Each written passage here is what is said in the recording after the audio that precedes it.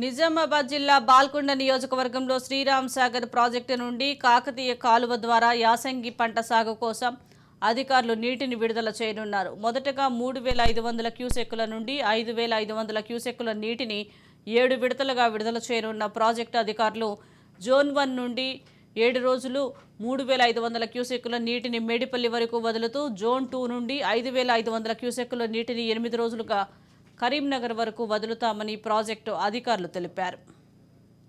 ఈ 7 వెట్టింగ్స్లో కూడా వీక్లీ ఒక 1 వీక్ ఏమో మనకు జోన్ 1 కింద అంటే అప్ టు 68 కిలోమీటర్ మేడిపల్లి వరకు, దాని తర్వాత మళ్ళీ జోన్ 2కు రెండవ వారము వదలడం జరుగుతుంది.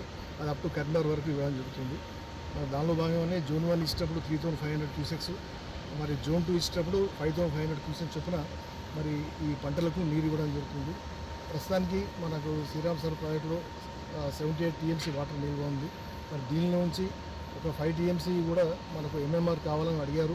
మరి దాని నీటి లభ్యతను బట్టి మరి వాటి విడుదల చేయడం జరుగుతుంది. అట్లనే ఈ శ్రీరామ్ సాగర్ ప్రాజెక్ట్ ఫోరెస్ట్లో ఉన్న లిఫ్ట్లకు కొత్తగా యూజ్ చేస్తున్న పుద్దివన్ కెనాల్కి